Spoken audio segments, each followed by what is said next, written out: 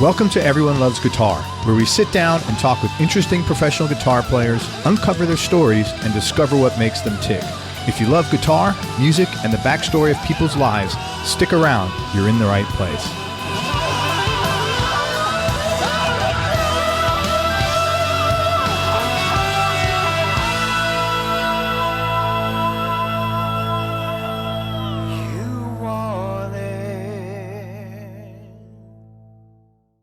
This episode of Everyone Loves Guitar is brought to you by Taylor Guitars and their new Grand Pacific Round Shoulder Dreadnought. Powered by Taylor's breakthrough V-Class bracing system, the Grand Pacific gives you a warm, seasoned sound with clear low-end power and notes that are stronger, longer sustaining, and more in tune with each other all the way up the fretboard. Make sure you check it out online at taylorguitars.com, then go out and play one today. That's the new Grand Pacific at taylorguitars.com. Did you know if your instrument or any of your gear is damaged, broken, or stolen outside your home, your homeowner's insurance policy will not cover any of it? That's right. Homeowner's insurance only pays if something happens inside your home. But Music Pro Insurance insures all your music gear, no matter where it is, anywhere in the world, even when you check it in as baggage on an airline. Here, let me give you some examples. Let's say you're in a car accident and your equipment is damaged, you're covered. Your kid pours apple juice into your amplifier, covered. Someone spills beer all over your pedal board at a gig somewhere across the world, boom, you're covered. Any kind of theft or accidental damage is covered, even water damage from hurricanes and breakage from earthquakes. But here's what makes Music Pro really different. They're not going to argue with you over the value of your instrument or make you run around looking for receipts when it comes time to paying your claim. They know exactly why your vintage instrument is worth 10 times more than a new one. Plus, all claims are typically paid and fully settled in 24 to 48 hours. So if your equipment is not insured properly, go to musicproinsurance.com, hit standard, then enter your information and get a free gear protection estimate. Don't be that player who ignores this, and then next month when something happens, you're wondering why you didn't take 10 minutes to do this properly. Make sure you go to musicproinsurance.com, enter your information, and get a free gear protection estimate. If something happens, you will be thanking me. Trust me on this. musicproinsurance.com. The Be Fulfilled Journal helps you be more honest with yourself and with others, and be more open to handling things you've avoided dealing with for years. It's a 12-week online and journal program that helps you identify and eliminate things you do that are causing you stress and live in more gratitude and joy. It was actually developed by a long-term friend of mine who got sober in 2008, and he's put together a great deal just for my listeners. You get the 300-page hardcover journal and access to the 12-week video program online, plus free shipping, plus membership in a private Facebook support group with others going through the program, plus a 5-day mini course showing you how to let go of stuff that's draining your energy, plus a 30-day 100% money-back guarantee. To start your journey and get all the bonuses, go to BeFulfilledJournal.com/ELG.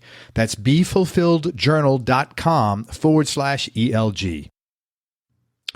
Hey, everybody, this is Craig Garber. Welcome to Everyone Loves Guitar. Just a tremendous guest today. My next guest literally needs no introduction. All I'm going to say is that Joe Satriani is a 15-time Grammy Award nominee and has sold over 10 million albums. And remember, he's an instrumental rock guitarist, which means makes him the biggest selling instrumental rock guitarist of all time. And before we kick this off, I just want to say a big thank you to Mike Keneally for connecting me and Joe. I appreciate it. Joe, thanks so much for your time. I appreciate you coming on the show. Oh, thanks for having me, Craig. Hey, so I interviewed Alex Skolnick and Charlie Hunter a while back. Both of those guys, obviously former guitar students of yours when you were living in the Bay Area, and both of them have gone on to become great players, very successful. I was just curious what your fondest memories from that time period were, and is there anything you miss about that period of time in your life? It was a remarkable thing to watch young, talented people walk through the door of secondhand guitars in Berkeley, California, and just sort of be in that aura of young, driven, excited talent. Their personalities were just over the top and and it was just really a unique pleasure and honor to be part of that sort of building of their musicianship, and I've said it many times to people that I my role as a teacher is really twofold. It's obviously to provide information, but it's also not to get in the way.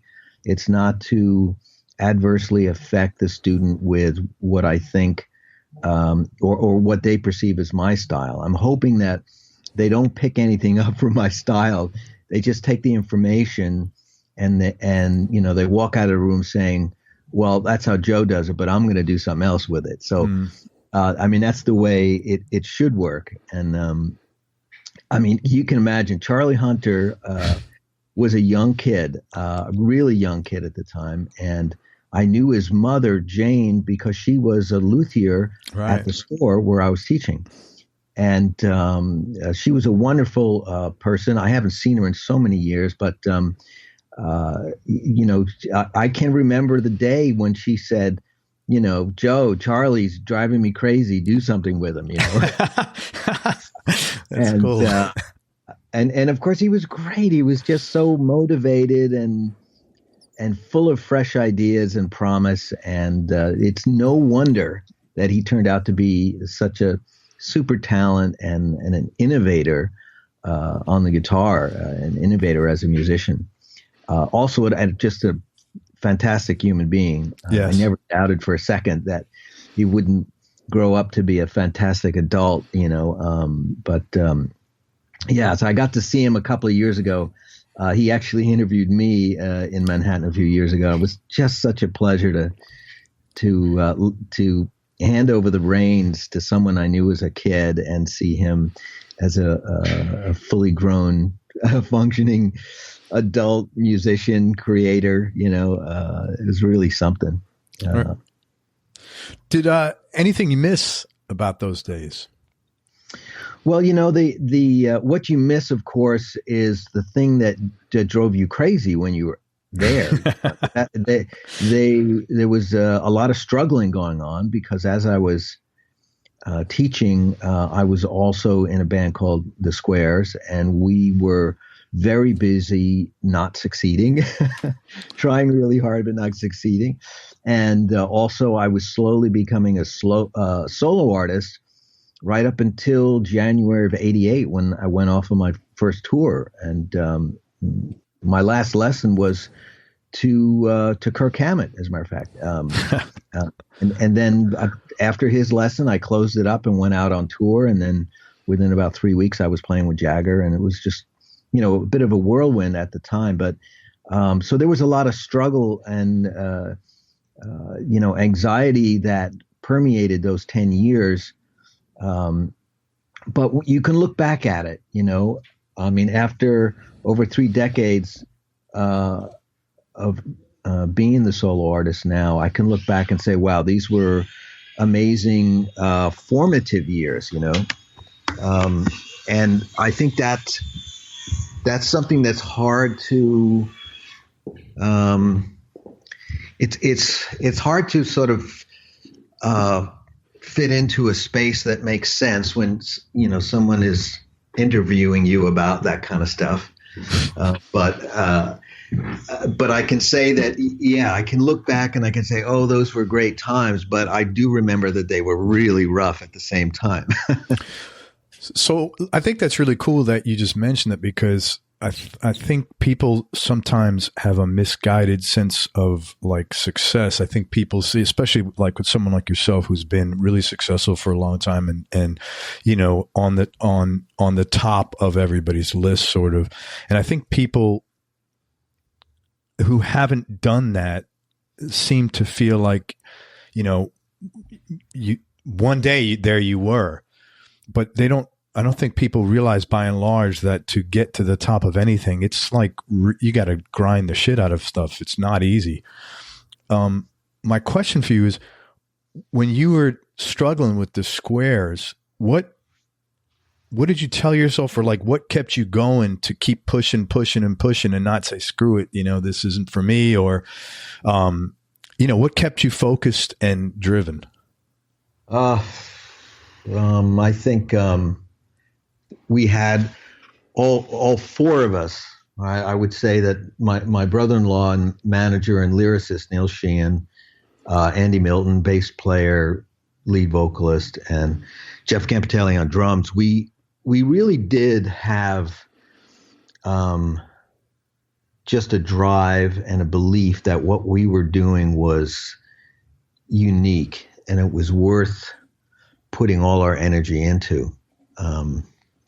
I could speak for myself and say I was really driven just from the point of the guitar approach. It was a scary thing to say that, even though I'm a complete Hendrix fanatic and I love jazz and bebop and fusion and classical music and blues and all this stuff, that I was going to really try to put a lot of that aside to try to create something that was new for an electric guitar player at the time.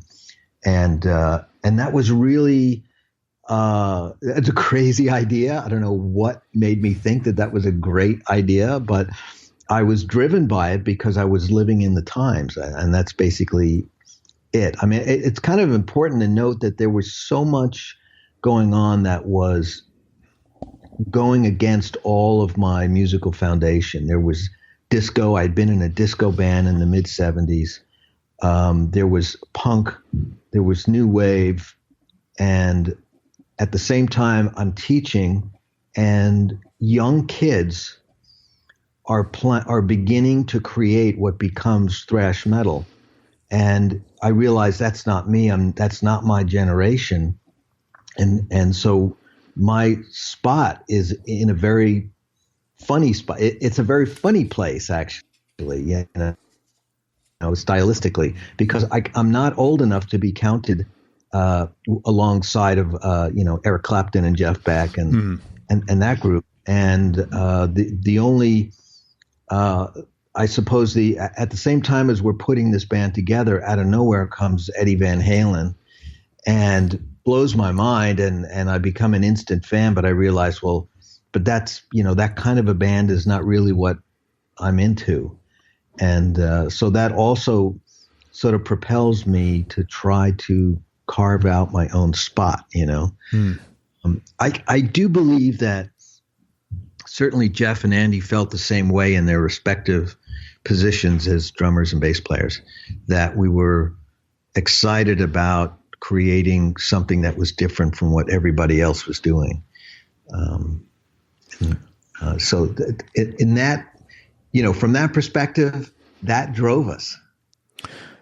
Great segue into this next question. You basically founded an entire genre of music with electric guitar, not just as the centerpiece, but just playing guitar commercially in a completely new way. And when I say commercially, not playing for money, but that's commercially appealing for the first time. Pretty much whenever you do something new, there's always resistance. And I was wondering if you met, what kind of resistance you met early on, say like when you released your first album, Not of This Earth, back in 86. And sort of a part two, which is part of the last question. When you faced that resistance, did you say, hey, that tells me I'm onto something, like this shit is working? Or what was your knee-jerk reaction? Oh, there was a lot of swearing and screaming, waving of arms and stuff. It goes back to as the Squares was really just like falling apart. On a little vacation we took from each other, I decided to create a publishing company, a record company, and I recorded this very avant-garde guitar EP, an eponymous release. So it was just called Joe Satriani, and there were no drums, no keyboards, no bass guitars. It was all generated by just an electric guitar. And that was my first brush with people very close to me hating what I was doing.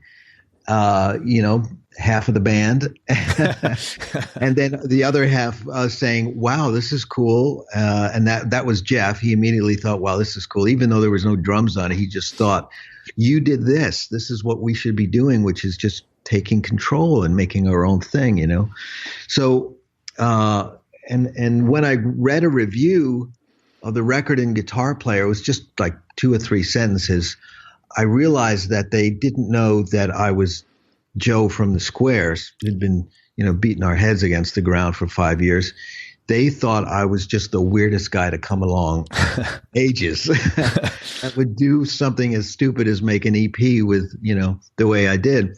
But I realized, well, that's my future right there.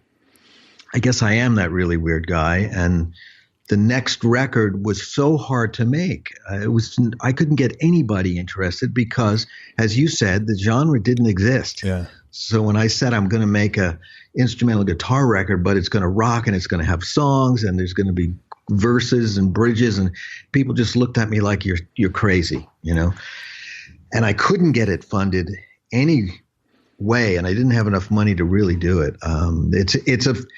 It's a familiar story because I've had to tell it many times, but I did, in fact, get a credit card in the mail the week that I had struck out everywhere looking for funding for the record. And I immediately turned around and used the $5,000 prepaid check credit to prepay the studio and John Cuniberti and anybody else who would be, willing to take or be paid less for being paid ahead of time. and that's how I got Not of This Earth made. And that while I was trying to get a P&D deal worked out with Relativity Records that came about through an introduction from Steve Vai, I wound up luckily getting that debt paid off by joining the Greg Kihn Band. And I played with Greg for a year waiting for Relativity to release the album. Wow. It's such a freaky set of circumstances. So I go out on a limb. I pile on $5,000 worth of credit card debt. And the week that it's going to be turned over to a collection agency, I get a call from the Greg Kihn Band. They're begging me to come to the studio in an hour and help them finish a record, join the band. They lay on all the money that they got at the time that they give to impress me to stay. And that amount of money takes care of all the credit card debt and much more, and gives me, 12 months of employment. Yeah. And so I can sort of, take a breath. Yeah, I need breathing room for sure, man. And then I can figure out how to get the record released properly through Relativity. And I remembered I was still on tour writing the next record, which was Surfing with the Alien, while I was traveling around the country with Greg Kihn, still trying to hammer out a deal with Relativity because they were dragging their feet with Not of This Earth because they thought it was too weird. And they thought I was too weird, because I didn't look like Steve.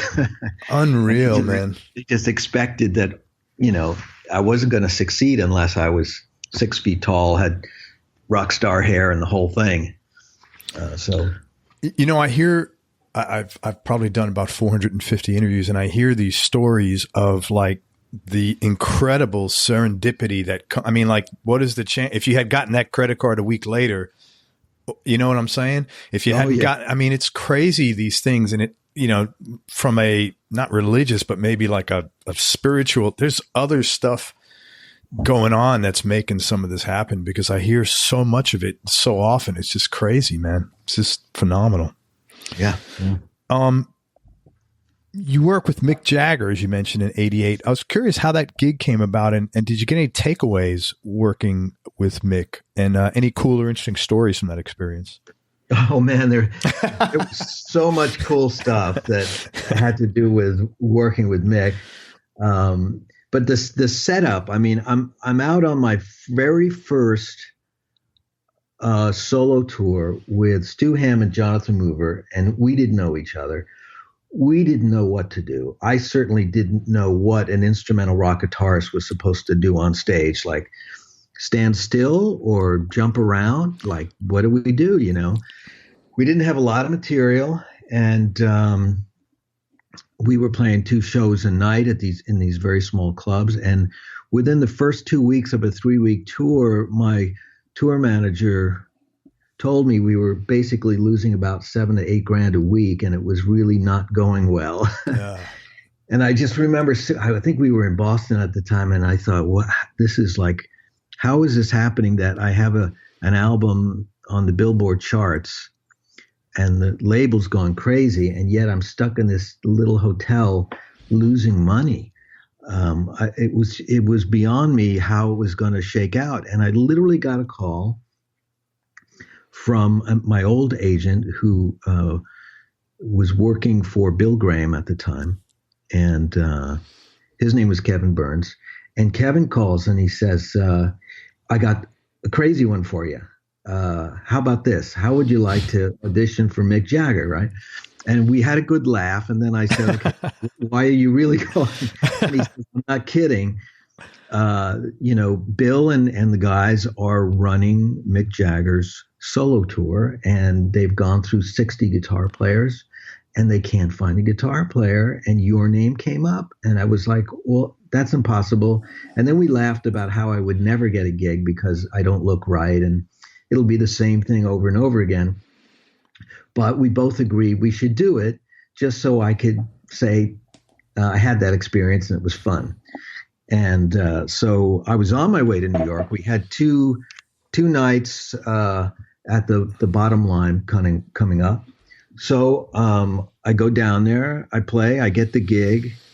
It's fun. Mick is hysterical. He's like a super friendly, straight up guy. And then he happens to just be an amazing musician at the same time. And then, of course, the guys running the show, Bill and Mick and Arnie, these are guys that I've known because they work in the Bay Area. And so there was a feeling of community there, that it wasn't like I was dealing with people I didn't know. So I get this gig, and it saves me, first of all, from losing all that money. Incredible, man. On that tour. And it gives the record company a chance to sort of just sit back and say, okay, he's not going to be touring, but it gives us a chance to work this better. Of course, the press department is like so excited because finally I have a gig with somebody that everybody knows. Right. And suddenly, I've got a one-page story in Rolling Stone magazine, whereas before they couldn't get them to return our calls. Yeah. So much right in that first week was just a fantastic change of fortune, once again, similar to the credit card story and Greg Kins, just something happened to really help me out. And then, of course, it was bizarre, just the change of lifestyle, to be in Manhattan for about a month, rehearsing with Mick, red carpet everywhere I went. It's amazing when you walk around with Mick, what happens, most of the things that were so outrageous and fun, I could never tell anybody about. I'm sure. But the things that I remember the most are the tour, to tell you the truth. Just moments where I thought Mick is just like he's like superhuman. It's like I can't believe someone is such a good musician and a good performer, and he cares so much about every single part of every show, and he cares so much about everyone in the audience. I just thought, wow, this could have turned out differently. It could have been somebody who you'd get disappointed in, but instead I was just constantly in awe of just how good he was. And he was so generous to me, helping me out any way that he could. Every time there was good news about the surfing record, he'd say, what can I do to help? What do you need? Wow. That's really, did some of the questions you'd mentioned earlier, like, what does an instrumental guitar player do? Do I stand? Do I jump around? Did that tour give you some answers, or working with him give you some answers along those lines? It must have, because I remember coming back from the first tour, the Japanese tour, and we had about 2 months of solid touring to do. Stu Ham, Jonathan Mover, and myself. And after the first gig, they said, "Wow, you've changed." Oh, wow. And I didn't know how. I said, "Well, what do you mean?" And they said, "Well, you have some sort of confidence about how to go about doing what you're doing."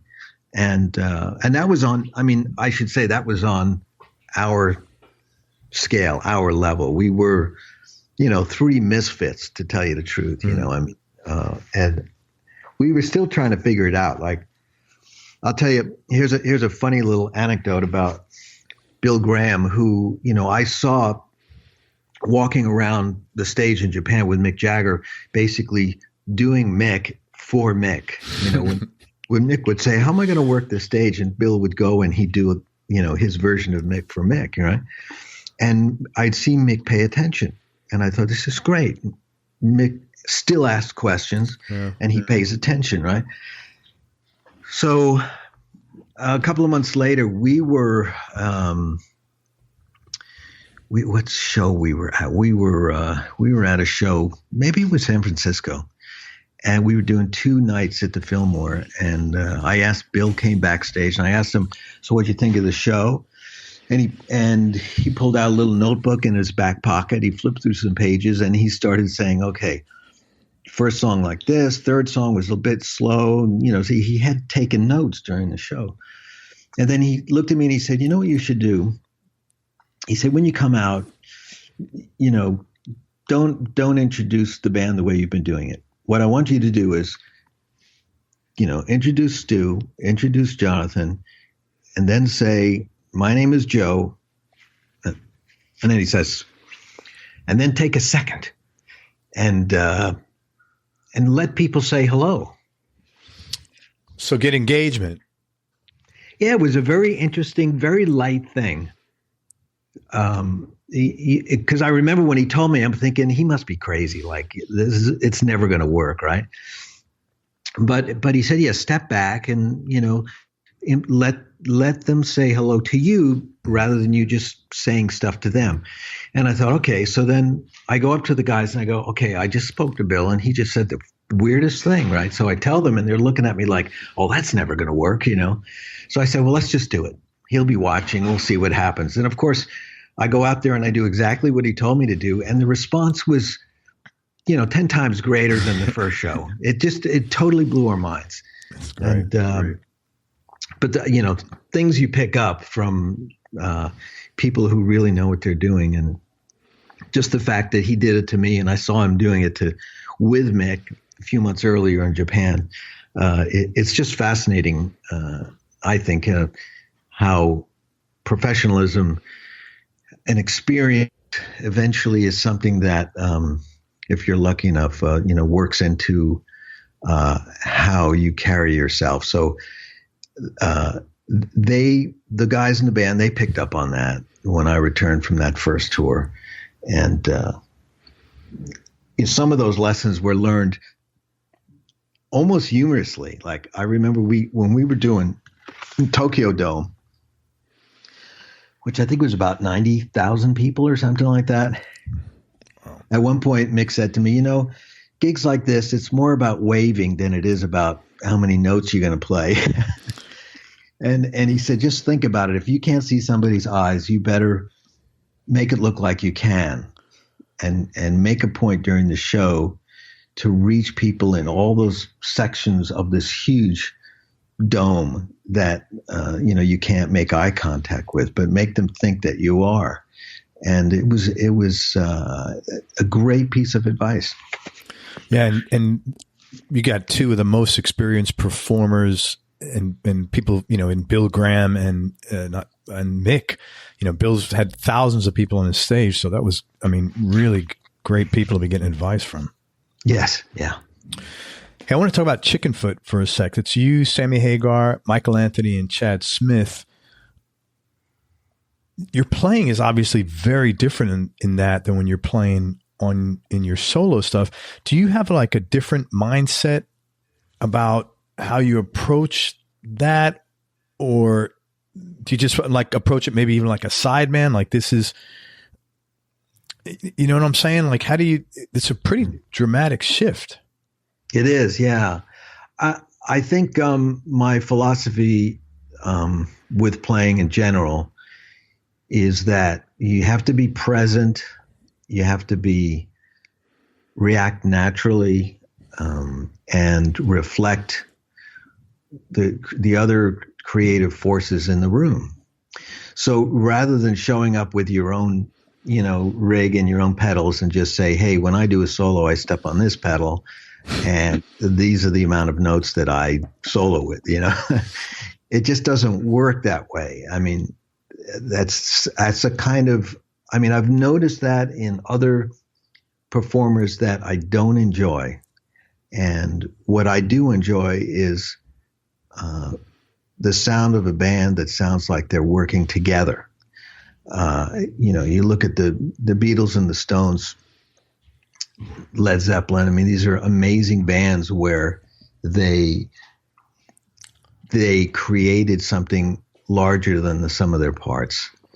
And they never seem to play the same way twice because they weren't on a self-promotional tour. It's like, Jimmy Page just sounds like about 80 different guitar players when you listen to the whole catalog. He's just reacting to the song and to the other guys in the band. You find yourself looking at Michael Anthony and Chad Smith and Sammy Hagar. It wouldn't make sense to start playing like Summer Song or, it worked. Part of it works its way in there, but actually you basically, you receive when you're in a room with them, you're receiving energy and then you're playing with it. And, that first record, so much of it was recorded live. We didn't use any click tracks or anything. So it had to be a document of our exchange, right at the spur of the moment. And then we would build from that. And that's an important distinction. It wasn't a record that was slowly Pro Tooled from a click track and emailed around to everybody over a period of a year. Yeah. So it was old school. Done it over a period of very few days. It just happened to be spread out, over a number of months because of the Chili Peppers and Sammy Hagar and my career, all taking us around the world and pulling us apart very often. But wonderful times, very exciting. When you're in a band with, it's 4 raging personalities, it's pretty eventful.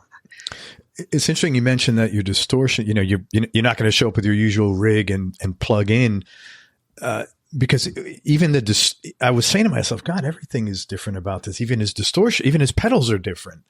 So, because you could hear it. It's not the same at all. I have to ask you a question that everybody wants to know, and hopefully this will be the only question that I'll ask you that you probably get asked all the time. Is there going to be another Chickenfoot record? Yeah, boy, nobody knows that. everybody. That's the question that the 4 of us are always texting each other, like, "Are we going to do it or not?"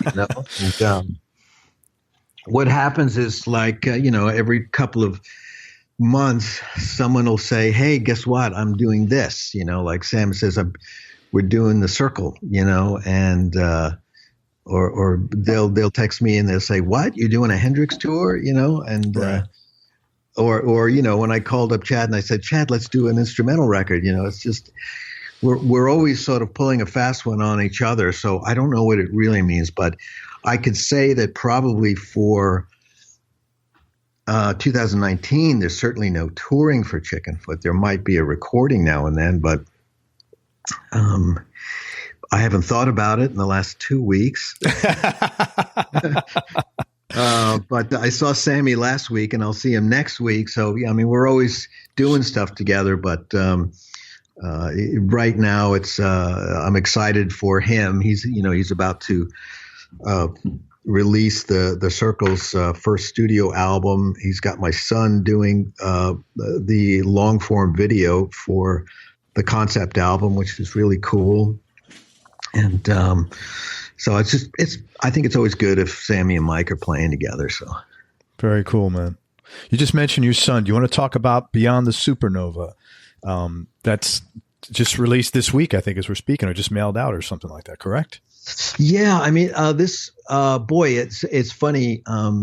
We started this so long ago, and I know that ZZ's already thinking like, man, that's like ancient history to me. But these things take time, So yeah, that, Beyond the Supernova is a documentary that ZZ wrote and filmed and edited all himself, following the sort of the switch over from the Shockwave Supernova tour, all about what that album meant to me and how I was trying to, exercise my creative demons to create some sort of new musical chapter. And it had to do with, looking at personas that sort of grew over the years, for my public image, and how that sometimes creative people find it's a bit of a trap and they need to somehow shed it in order to take another creative step in a new direction, which wound up being what happens next. So we made the film. It's about a 1-hour documentary, and it debuted at the Mill Valley Film Festival, and then it went straight to Access TV, and then got picked up by Quello, Stingray, around the world, streaming, and a few other terrestrial cable TV stations around the world. And I really wanted it to be a physical thing, and I thought, well, there's so much that we couldn't put in the film musically that was part of the story. So we created this box set that had not only the film on a DVD and also on a USB and HD form, but also all of the music in its full unedited form that ZZ was drawing from for the film, and then stuff that had to do with the whole story. 2 CDs of music, studio, live, and we threw in some cool pics based on the artwork of mine that ZZ had scanned during the making of the film. Very cool chrome miniature guitar that is the USB that has all the cool. The HD film and the music on it as well. Comes in a really cool box, and that's what's finally starting to ship out. So that it's funny, the actual physical part of it took so long compared to when the film was finished, but yeah, that's the business we're in. Sometimes stuff like this takes forever. Are there? Is this like a limited edition, or are there more? Could I tell people to go to joesatriani.com and there's more, or a second edition, or? Yeah, I think if you go to any one of our social sites, you'll get directed, or you can click on something that will take you to a place where you can order one of these. There is just a limited amount because it's such a big box. Sure. And so we only make a certain amount of them. And but yeah, I think we're very close to selling out, as a matter of fact. Wow. So if people are interested, they should go now before the chance is up, And it's called Beyond the Supernova, and go to joesatriani.com or any of Joe's socials. Anything else you're working on now or coming up that you're excited about? Well, we were talking earlier about the squares, and that I know it just sort of the first article about it just popped up on Billboard today, and I just, for a second I looked at that early this morning and I went, oh my God, it's really taken this long, but thank God it finally happened for a band that was rehearsed. The first time we played was in 1979 in Jeff Campitelli's parents' garage. That's how long ago it was. But this one thing is that in the arts, tenacity is everything. It's just you just can never give up. If you believe in something artistic, you just have to never give up. And eventually, it may not be ready when you think it's ready, but if you never give up, eventually that moment when it is ready, it will reveal itself. And hopefully you've got all your ducks in a row and you can, make it happen. So I'm happy that that's coming out. And along with that this morning, also, I saw there were some more emails coming from the Experience Hendrix camp. So that's something that is happening in about a week and a half or something like that. I'll be out on that tour and playing with Doug Pinnick and Kenny Aronoff. That's going to be so much fun. Great musicians. Hey, I noticed the first single off of the Squares is "I Love How You Love Me." Was that like a love song you wrote or something? Or that is gotta ask. That song is an old song, and it was a hit for many different people. I wish I could tell you right now what year it first came out. You may know. I don't know. Who did it? Who's the original artist?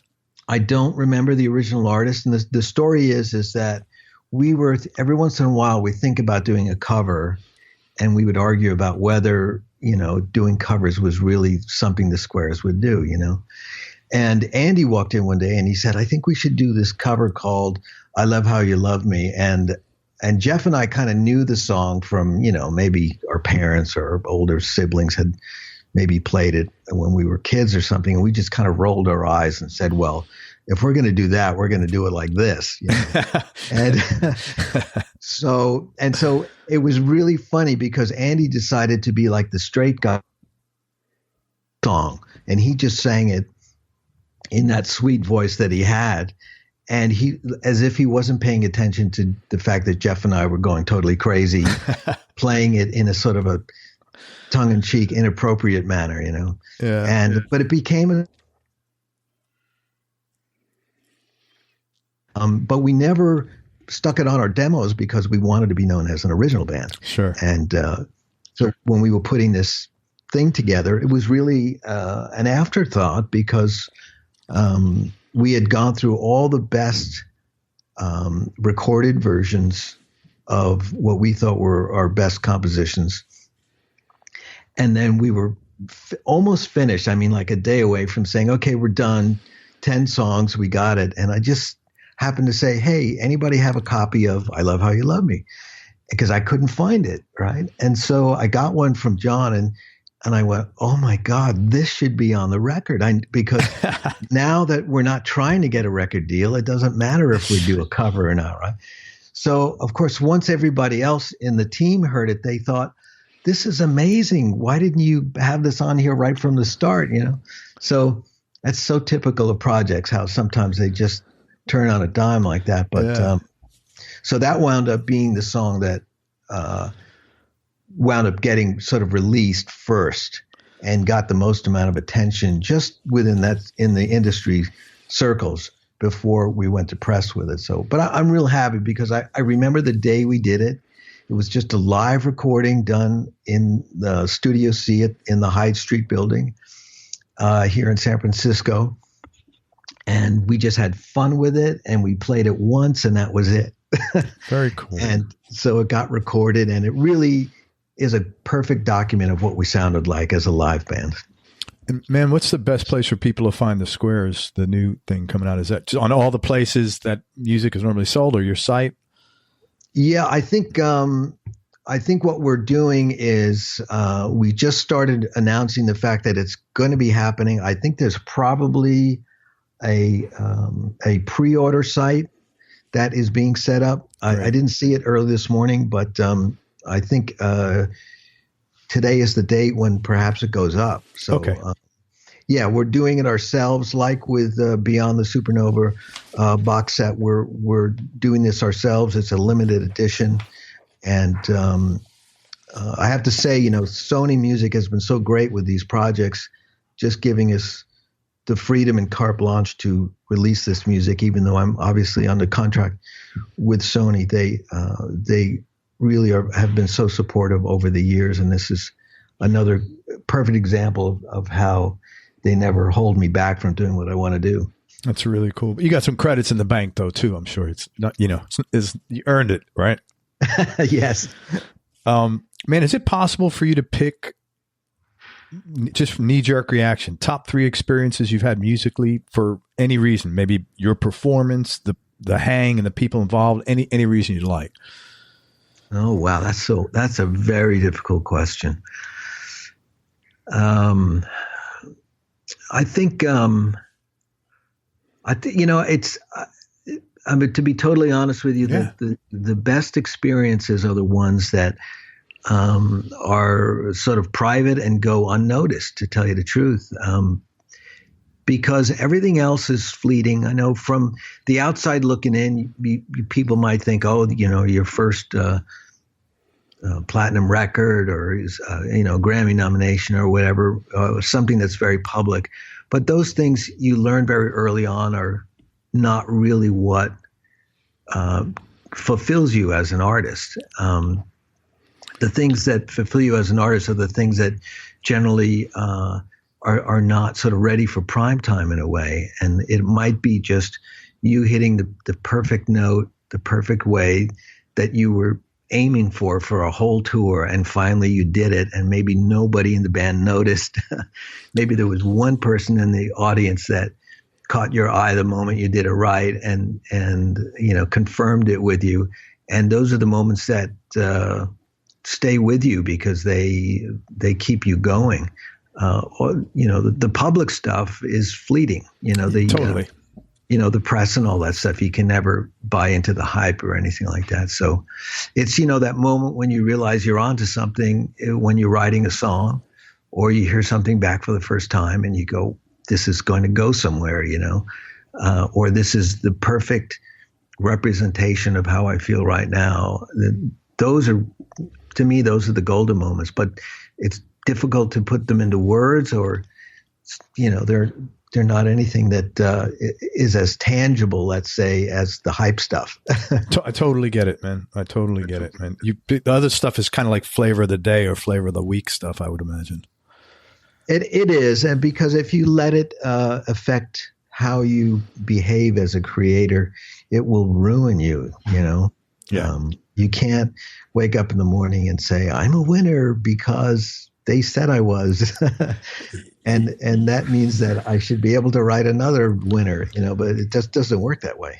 Well, the problem is too, anytime you start giving up your, validation or your self-worth to what other people say, you're screwed because, then if you're not flavor of the month or, then you're in your own mind, if that's who your governor is, it's a bad situation. Yes. Well, that's well put. Yeah.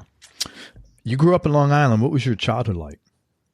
Oh, it was wonderful. I grew up in a little section of Westbury, Long Island, that was part of the Carr Place School District. So it was this little sliver of I think it was William Levitt's second development after Levittown. And so it was, the American dream suburb in between Jericho Turnpike and Northern State Parkway. And I was the youngest of 5 kids. When I was growing up, there must have been 90 kids on our block. And, the parents would open the doors early in the morning and say, get out of the house, And we just would play all the time and get into trouble and whatever. But the suburbs are great to ferment their future because there's space, there's garages and basements, and there's just enough space and just enough people to put things together. I mean, a lot of great rock and roll comes out of the suburbs because of that, because there's room for kids to build on something, and it was all childhoods, I suppose, are seen as great times. That's because we only get one of them. So.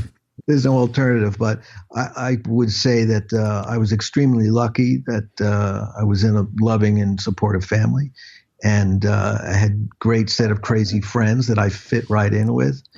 Going to a public school that had a fantastic music department really helped. When you first started playing professionally, what were some of like the bigger surprises for you about the business end of the music business, good or bad? Yeah, there were some odd beginnings to that. Like when I was in this disco band called Justice, bunch of Long Island guys, all really cool guys, good musicians, good career-minded people who had talents in other fields as well. And they're older than me. We wound up signing with a local agency that was a bit funny, and it had some characters right out of Central Casting. Wow. That made you really scratch your head very often and say, I can't believe these people actually exist and they're running the entertainment industry in this part of, New York. But there they were, and there I was in the middle of it. And it was an education into, the fact that the stories that you hear are very often true. And you do, when someone says, don't look at that person, and whatever you do, don't talk to that person, you listen and you pay attention, because it's the way that you survive week after week. After that, things got much easier. And of course, I grew up in a time when, rock and roll was crawling out of its Wild West period, and now it's extremely corporate. So, the good things that happen are international and pretty broad, and involve social media as well as businesses that are multinational. But the crimes are huge now. Like musicians just not getting paid at all. It's like so huge. But back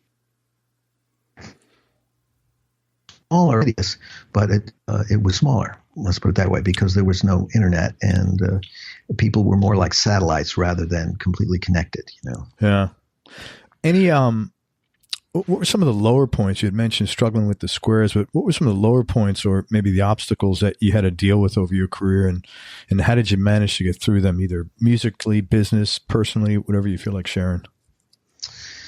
I think the most discouraging thing is when you're shopping your tape and you get rejected. That is always devastating. Even if you say, fuck that guy, we're going to be superstars someday, and we'll, and that guy will be, flipping burgers somewhere. Right. You can say what you want, but it really hurts when you put so much into your music and your presentation, and someone just goes, nah, not interested. And that happened to us every single year. Every single year. The band ended in total defeat, There was a comical silver lining to this, like with the squares, was that one of the guys that was like our nemesis was the guy who worked at Capitol Records, and his name was John Carter. And I just remember thinking, one of these days I'm going to meet this guy. I'm going to tell him what I think, I never got to meet him. I just always heard after a showcase somewhere that guy Carter didn't like it, and didn't think we were going anywhere. So anyway, fast forward, years later, I'm at Sammy Hagar's studio, and I'm in Las Vegas, and I just jumped off the stage with Sammy Hagar and Chad Smith and Michael Anthony, first time we played together. And I'm introduced to Carter, and it didn't cross my mind who Carter was. It was just Sammy's manager, right? And he was this really nice guy, and everyone was having such a great time. We obviously, had just had a very first encounter with each other as a band, and it looked like we should stick together. So we all hugged and said we should be a band, and that was the beginning of Chickenfoot. So then, as the weeks go by, I start to realize who Carter is. Oh, so afterwards the dime dropped. You're like, holy shit, that's the same dude. This is Carter, and we had a great laugh about that. And of course, he didn't remember. I was just one of many bands that he thought were never going to make it. So he passed on us. He didn't remember, but I remembered. That's wild. And, it was funny, and we became very close friends. And he was a really super pro, a really nice guy, and did great things for Chickenfoot. He, along with my manager, were Chickenfoot's managers, and it was great to get to know him in a better way than the guy, than the happy guy, So it's a good story as a happy ending. That's pretty cool. Yes, of course. And I started to know more about him. Like he wrote Incense Peppermint, the hit. The Strawberry Alarm Clock?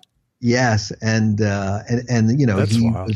he was the one who revived many careers. I mean, he was just a powerhouse in the industry. And of course, I never knew that. I just forgot about him after the Squares broke up. But I just thought that was really interesting. That's one of those things that happens to you in life, makes you wonder about it all. Yeah. Well, it's good it ended like positively too, because, just at this stage of the game, who needs the stress, Yeah.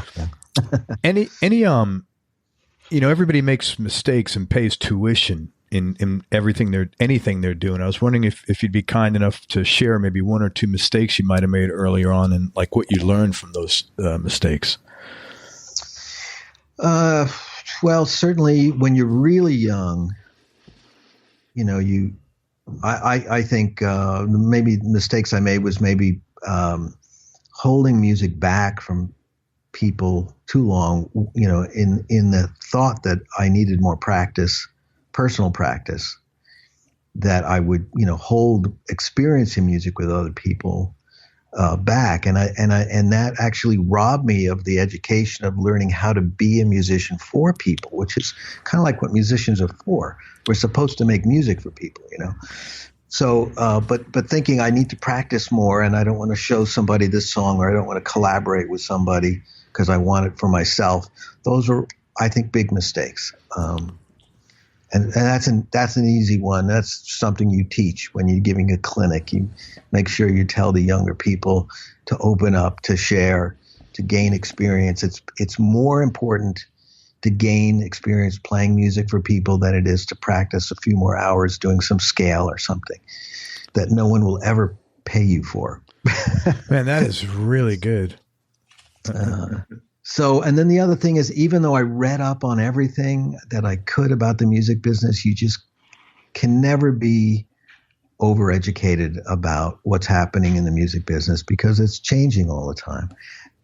And today, more than ever, the music business moves at such a fast pace that you need to know the pitfalls and your options and all of your opportunities as you're struggling to become successful. So, I was lucky that when I went in to sign with Relativity Records, I had read lots of books about the music industry. I'd, haphazardly, but at least I was prepared. I had my own publishing company. I had my own record company. I taught myself how to, keep company books. It was all by self-help books, that I pulled out of the dumpster, that was outside the Squares rehearsal barn, just funny how literally you found them in the garbage.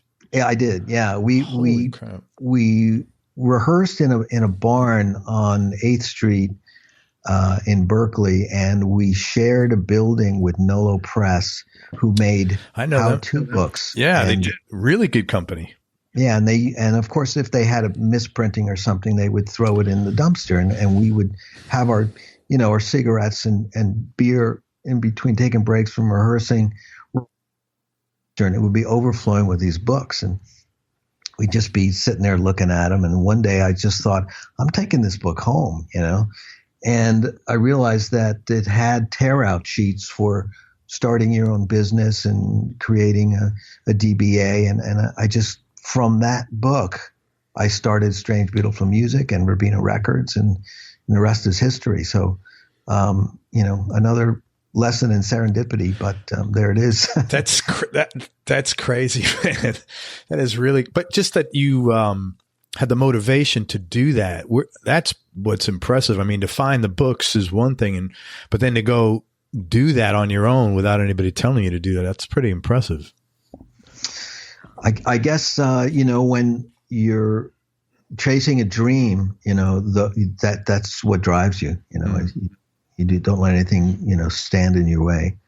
I think that the third thing, to answer your question directly about, mistakes and things is the realization that that old phrase where I maybe I'm paraphrasing it, something like 90% of show business is showing up. Maybe it's 99%, but it is so important to show up because there's a million excuses we all make as performers or artists to not show up. Like, I'm not ready, I don't feel good, it's not going to come off great, or whatever. They're not giving me what they should be giving me, whatever.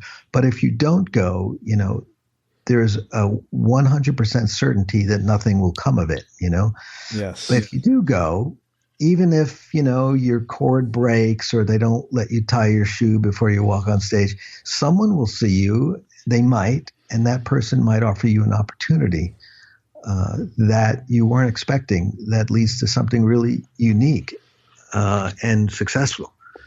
And I so resonate with that. I'm such a believer in that I believe in that tremendously. Because people say, well, is it going to work? I have no idea, but I know if I don't do it, it's definitely not going to work, Exactly. Exactly. So, yeah. Man, that's a really core philosophy of mine. Any advice, and you might have just given it to me, anything you would have told younger Joe that you think would have helped you in any way and made your life easier? Don't worry so much. Without a doubt.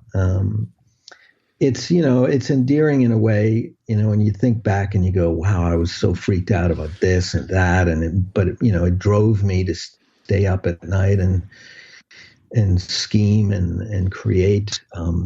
But at the same time, you realize, well, there's a physical toll, and it actually, to the detriment of the thing that you're trying to do. Yeah. If you stay up all night and you worry, you won't be physically able to play your best, or if you worry so much about whether or not you measure up to somebody else, the over practicing might lead to physical harm of the very thing you're depending on, and then of course the mental toll, certainly, everyone has experiences with projects or bands that didn't work out, and there's, friendship fallout and things like that. And then, you live long enough, you realize, that was such a mistake. I should have just smiled and not worried so much about it, or just always, kept it on the positive. But when you're young and you're driven, sometimes you make, you turn your back on people when in retrospect, it was totally unnecessary. It's the beauty of aging, kind of, isn't it? It is. Probably the only. Yeah, I won't argue with you there. Hey, let's talk about gear for a little bit. I don't even know if this is possible for you to answer, man, because of the sheer volume of stuff you've gone through your hands. Is there like a best guitar and best amp you've owned or played? Oh, yeah. This is cool. Yeah, I would definitely say, well, there's two categories. There's my working stuff that I play 99% of the time, which would be the JS guitars. And the recent run of the MCO line and the Chrome guitar are beyond a doubt my favorite guitars for a couple of very technical reasons. Alder wood bodies. The larger frets, larger and fatter frets, the contours of the neck, the pickups that we finally get in the guitar. We have the Sustainiac in the neck position. and the saturate and the bridge position. This, to me, I don't think I've ever felt so comfortable. And then plugging those into my old signature Marshall head, it really has set me free in ways that that really put a smile on my face every time I hit the stage these days. Dude, that's pretty compelling for a guy like you to say that about a piece of equipment. It's I was just thinking about that a couple of weeks ago. We were finishing up the What Happens Next tour. We were in India, and I was just thinking, man, I walk out on stage. A couple of these things are rented, and it's crazy just getting there and running on stage in front of 40,000 people doing this outdoor show. And it was an amazing show, and I felt so comfortable. And I was just thinking, all these people like rallied together all these years to make all this gear for me, and it really makes me feel so excited about just being in the moment and playing for these great fans in Pune, and that's really something, because it's taken decades to get to that point, But then on the flip side of it, the vintage gear, which at times I've had a lot, and sometimes I get rid of all of it and then I start again. But there's been maybe one or two pieces that I never let go because they were just so perfect. And this friend of mine, Chris Kelly, who used to work for Ibanez, works for PV now. He found me many, many years ago. I think I was doing the Extremist album, and he just called me up one day and he said, I have this Esquire, this 58 Esquire that you need to play, And so it came into my possession that year, 92, and it's been on every record since, doing something. Very cool. And it's Telecasters are just, they really do test the strength of your personality. There's no vibrato bar. There's limited pickup selection. They're generally, require a lot of muscle to play well. And I could never, play. I couldn't do a Joe Satriani show with it. It would go out of tune, and it can't do half of what I need a guitar to do. But it's still a beautiful piece of supreme engineering and creativity from Leo Fender, and it does what vintage Tele does what no other instrument can. And that particular year, 58, is just like that year where they were making stuff for my hand. I don't know what it is. So that's that. As far as my favorite old piece of gear, it would be that, and maybe I have a 50. What is it? A 53 or 54 old Tweed Deluxe that is really sweet. A lot of people like the 58 through 60. And those are really crispy and crunchy and everything. This thing's a little sweeter, but it's also, I got that at Real Guitars many years ago, and I held on to that one too. Very cool, man. What's your favorite song that you wrote, and what's your favorite song to play? I don't really, first of all, my favorite song to write or that I've written is probably the one that I'm working on most currently. Because I haven't given up yet. Like all pieces of art are abandoned. They're never finished, right? You're forced to abandon them. I like that, man. Let me write that down. That is really, I have not heard that. All pieces of art are abandoned. That's pretty clever. Yeah, that's me paraphrasing. Someone said that was a phrase that I took to heart. That it is very true. You're forced, like with albums, you never really want to finish working on them. It's just that there's a deadline. But if you have that mindset, man, I could see it actually making a lot easier for you to let go at a certain point. If that's you know what I mean? Yeah, because sometimes you don't know how to finish it. And it could be that you need to wait a week or 10 years. Who knows? But it is true. That is the case sometimes. So, and then the one that you're working on currently, you're still excited about, and you haven't run on any dry ground yet. You know what I mean? You're still out there sailing around, and everything's great. And no one else has heard it. So you haven't collected any feedback from it yet. So that's always I think is the most exciting one.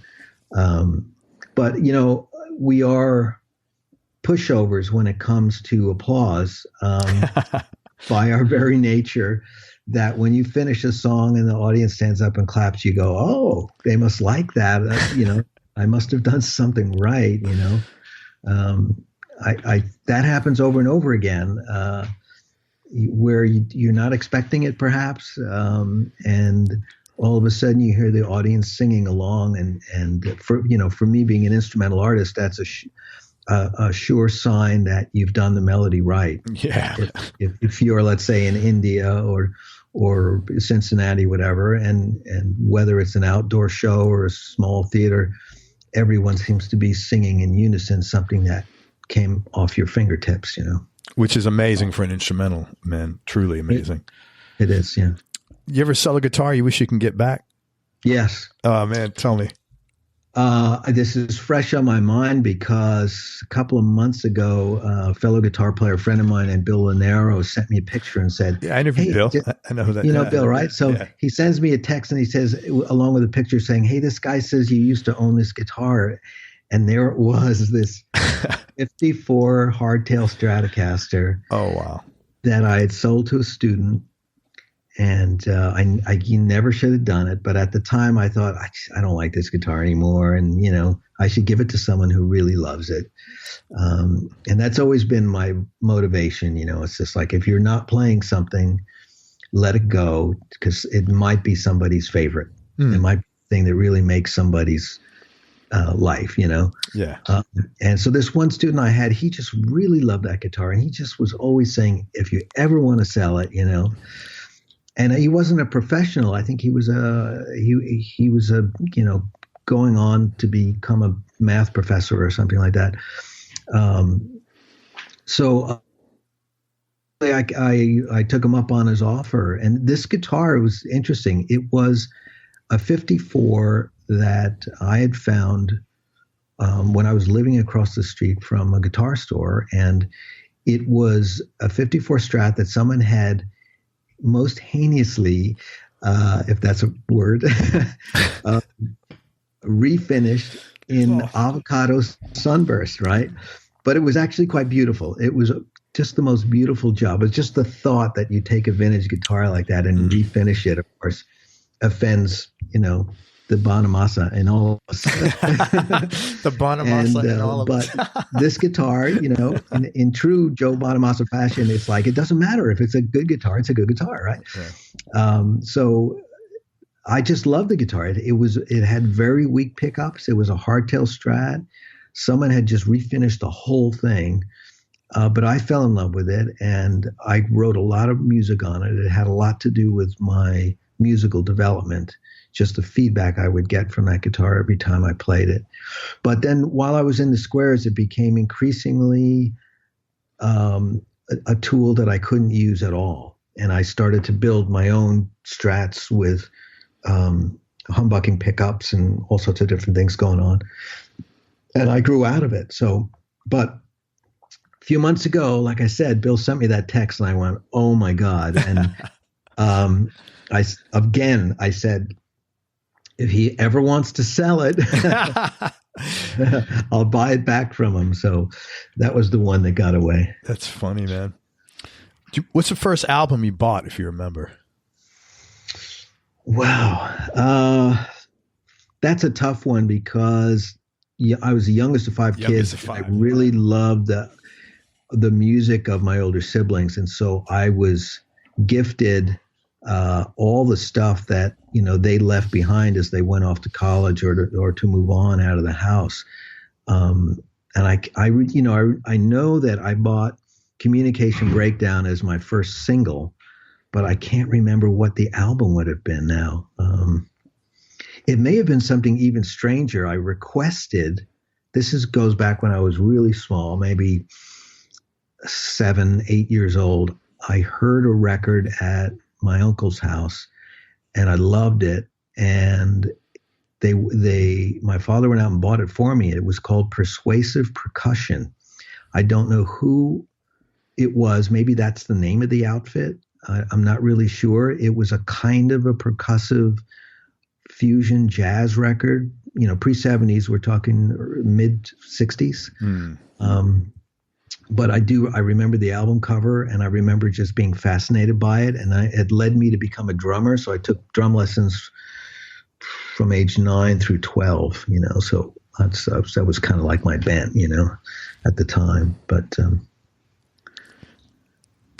top desert island discs, man. No particular order. That would be easily. It would be Jimmy's records, right? So, Are You Experienced, Axis Boulder's Love, Electric Ladyland, and Band of Gypsies, Cry of Love. All, just basically every Hendrix album. Sure. And I would probably say almost the same for Beatles and Stones. Just the, it's like salt and pepper. It's like the two main ingredients of rock for a person my age. I'd probably go back and I'd say I would cheat, right, in my answer and say, well, the compilations of right.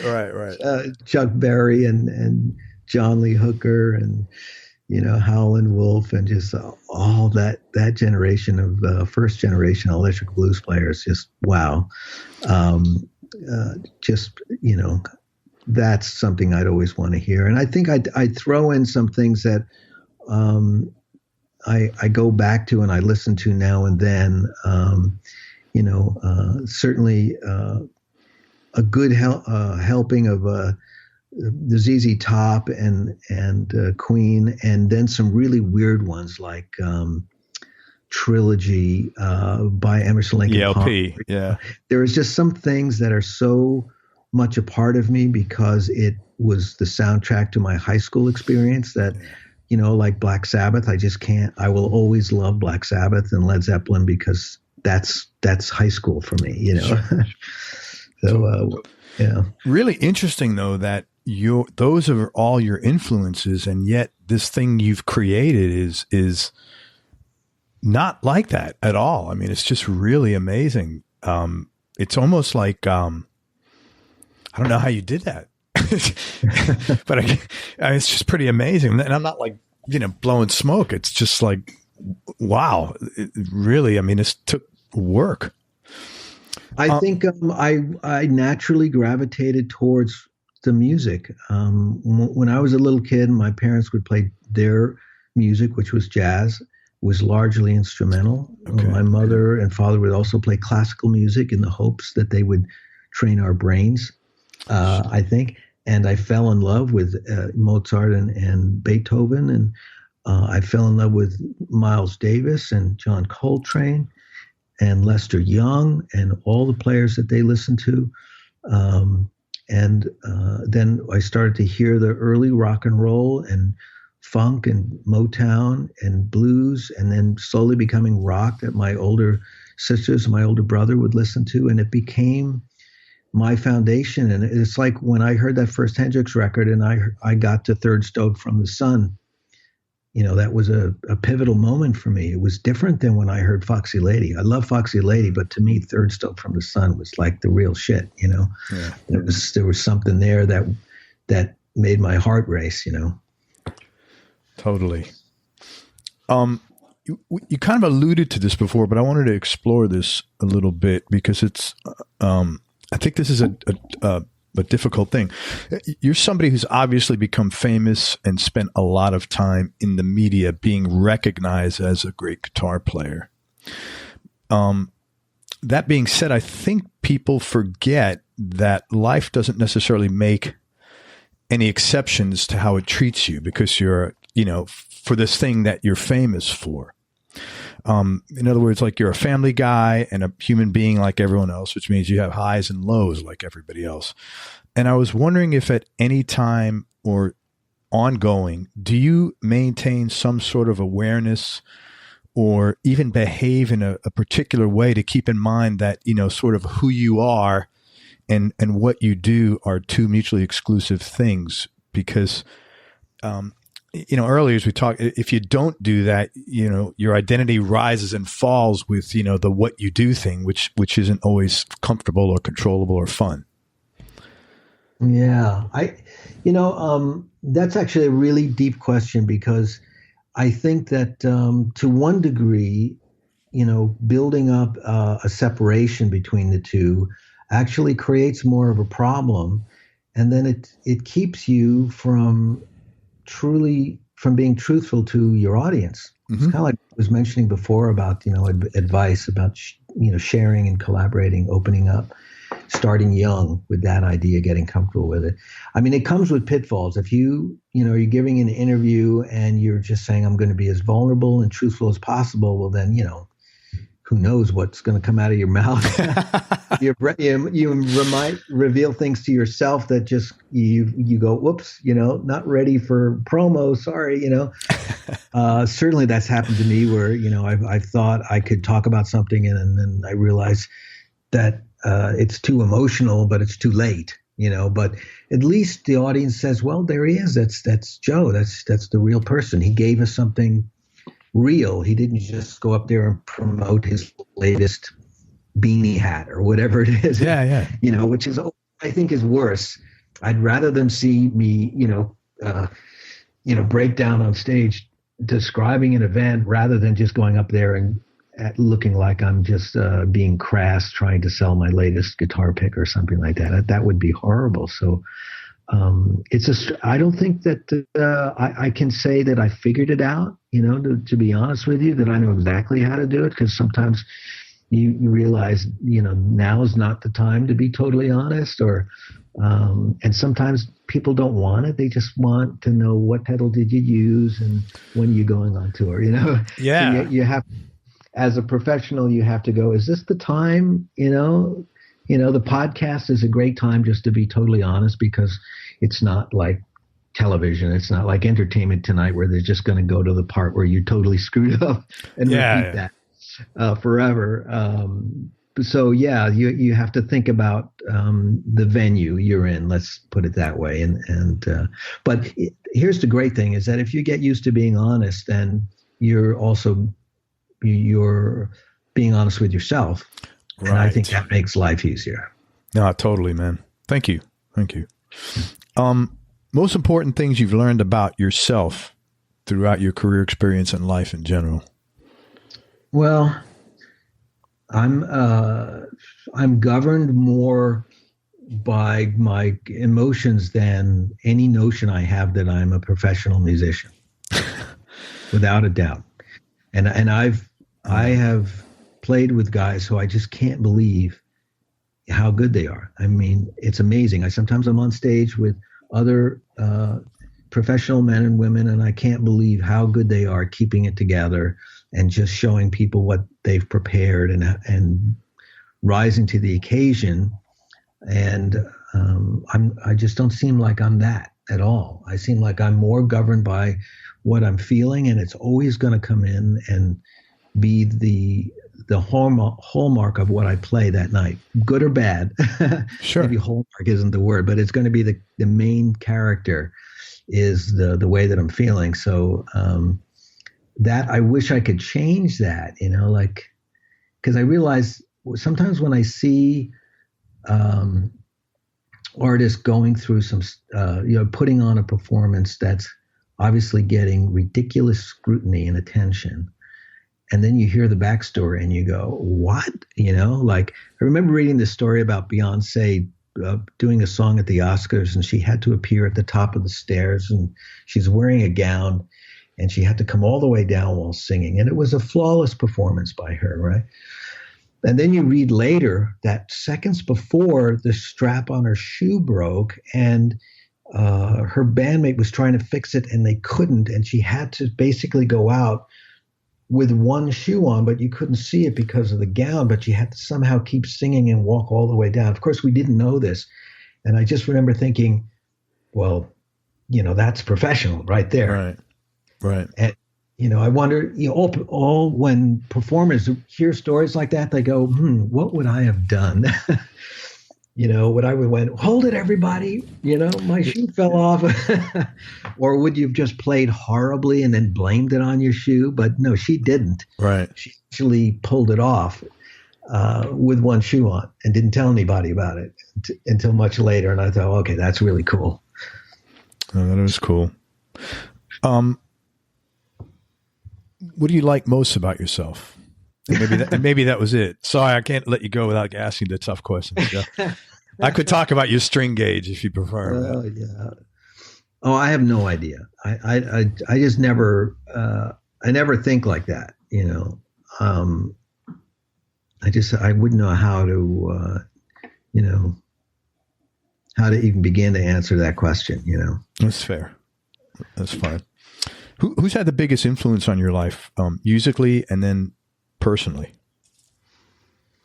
Well, certainly Hendrix. I really, fell in love with his music when I was not a guitar player, and the event of his death really was a catalyst to turning me into thinking of myself as a musician for the rest of my life. So that's been a really big deal. And I'm sitting here at this desk, and there are two pictures of Hendrix, a Henry Ditz photograph, and of course the one Jim Marshall gave me that he signed. Oh, wow. Hendrix playing in San Francisco, and it's so yeah, he's still his unique creativity, personality, his incredible talent as a musician, guitar player. It's just so it's awesome, and it definitely governs what I think I should be trying to live up to. But I do think that personally, parents are the biggest thing, because they sacrifice everything for you, and then they, by example, they set your path, I think. So I was so fortunate with my parents. What's the most important thing they taught you along those lines? Hard work, don't give up. Simple, but really useful things. Do the right thing. I think those are things. They're so easy to remember, but they're probably the hardest things to instill in a child, because it involves 100% you're leading by example. It's easy for somebody to say, now do the right thing. Don't do what I do. Right. But they did the right thing. They tried their hardest, and they never gave up. So it's shining lights. Man, two more questions, and I can't thank you enough for your time. I really appreciate it. Toughest decision you've had to make, or most difficult things you've had to do? Well, I think the toughest decisions, as a musician, have always been to leave a band. Without a doubt, that's fresh in my mind because of the, we're releasing the Square stuff, and I just remember how hard it was to even conceive of the thought that I would ever entertain the inkling that I would leave a band that I started. And that's how dedicated I was, but it was months of gut wrenching. I was miserable for months, getting up the courage to admit to myself that I had already left, that it happened, and I just had to admit it, and because, it involved friendships, and it was deep. So I think that's always the hardest thing, is to give up on something, or to accept defeat. Yeah, totally, man. On that level. So what was the other part of that question? I missed that. It was toughest decision you had to make, or most difficult thing you've had to do? I think that this is a bit more whimsical, but one of the hardest things as every year goes by, it's like, it didn't take me more than a second to practice 8 hours a day when I was really young. So driven. But that was because I didn't know hardly anything. And so it took hours to play, B flat harmonic minor harmonized in seconds, and memorize it everywhere on the guitar. I don't know why anyone would want to do that, but I did it. And, but today, of course, since I know all that stuff, and, it's a lot of that groundwork, or just about all of it, is done. What's left is the crux of the biscuit, as Frank Zappa used to say, which is the creative part. It's like play something good, and so that's the real hard work is when you've finished all your practicing, you've learned your notes, your scales, your chords, your theory, and you know how to do a gig, and you know how to do this and that and the other thing, but you still wake up in the morning like, am I going to write a good song today? Yeah. Scariest thing. So it's really hard for me to sometimes to think I really should just practice. And even though I don't have an idea about what to play today, that shouldn't be what stops me from practicing my guitar like I used to, because I'm still a professional musician and I still owe it to my audience to be proficient. But it gets harder and harder after 40 plus years of practicing guitar to do chromatic exercise number 1, chromatic exercise number 2, throw in some arpeggios, a couple of scales, and tune the guitar over and over again. You know, those things start to be difficult, you know. You start dreaming of just running on stage and playing without warming up. But of course, you regret it. Halfway into the show, you go, oh, should have warmed up. Yeah. Well, I'm amazed that your catalog, as big as it is, as an instrumentalist, that you continue to crank out. Again, I'm not blowing smoke, but really good stuff. I don't know, like, that's not easy. That's really difficult. It feels like it. I mean, it's still as hard as it always was to please myself. Let's put it that way. Yeah. So, I mean, I'm just like any other dreaded noodler you find in Guitar Center, you know, playing licks over and over again. So, except that I hear it first, so I generally try to shield the public from my senseless noodling. But I love just picking up a guitar and playing and playing and playing. But at the same time, I'm always telling myself, "You played that already, Joe. Like, play something different." And so I'm still driven to create new music because I'm truly passionate about creating a new musical environment for me to inhabit. I just still find that so fascinating, and it's the thing that makes me tick. So but it is difficult. I'm not going to say it's difficult. It's not like a real job, you know, like people really do work hard in life, but playing music really isn't a job. We live in a fantasy world if we can play music for a living, but it requires, the word isn't difficult. I don't know what it is, but it still seems so cathartic, and that cathartic process weighs heavily on the mind and the body still. So if that's what you call difficult, then I say, yeah, it is. It's work.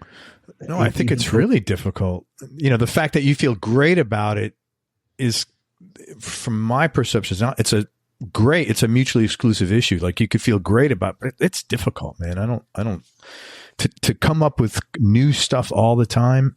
It's incredibly difficult, especially, again, as an instrumentalist. I think it's harder than if you were writing song hooks, because somehow the song hooks seems like more of or an anchor to say, to go around, that as a governor, sort of. Yeah, you can play as a guitar player. You can play far less specifically on a song with lyrics than if you're doing an instrumental. Yeah, I mean, without a doubt. If you've got Sammy Hagar screaming,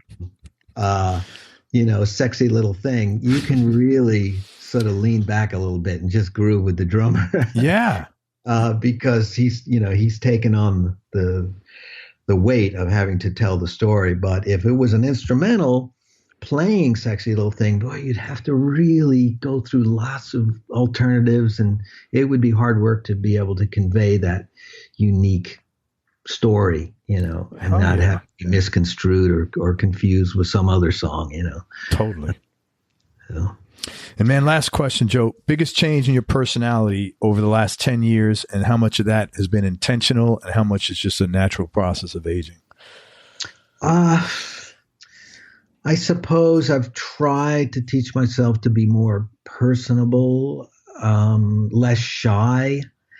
I think I just came out of the gate really shy, and it's been difficult to be a performer because of that. I mean, that's a lot of what Beyond the Supernova was about, was that thing that I have to continually deal with. Like, as I told my son, every voice in my head says, don't step out on stage.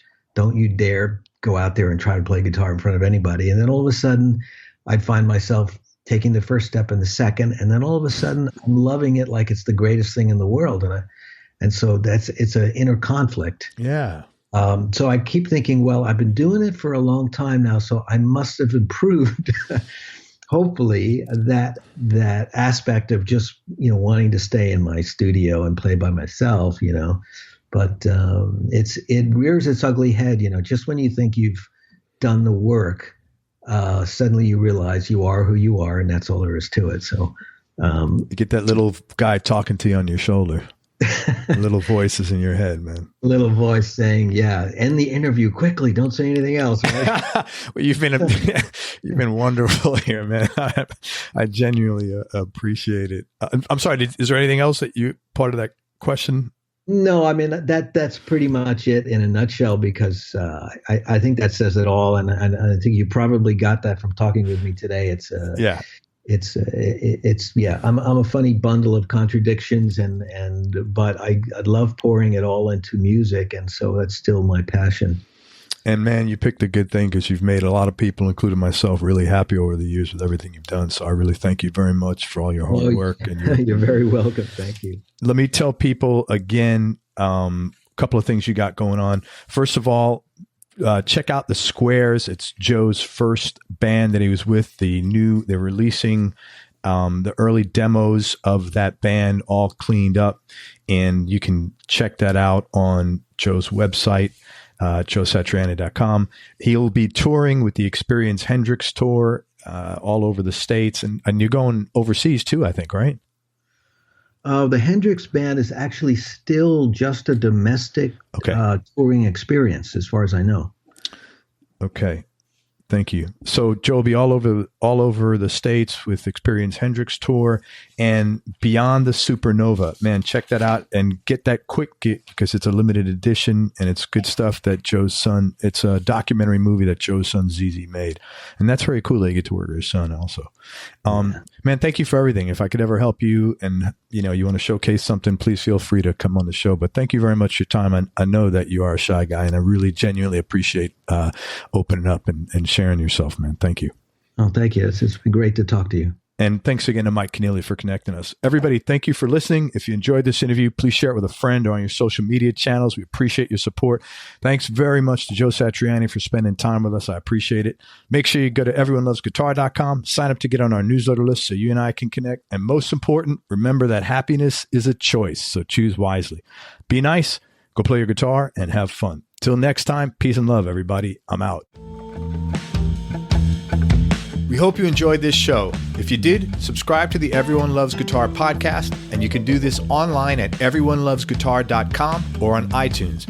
And if you like the show, please leave us a 5-star positive review. The more 5-star reviews we get, the higher our show ranks, and higher rankings mean we get to continue speaking with cool, interesting guests on our show. We'll see you on the next episode, and until then, keep playing your guitar and have fun making music.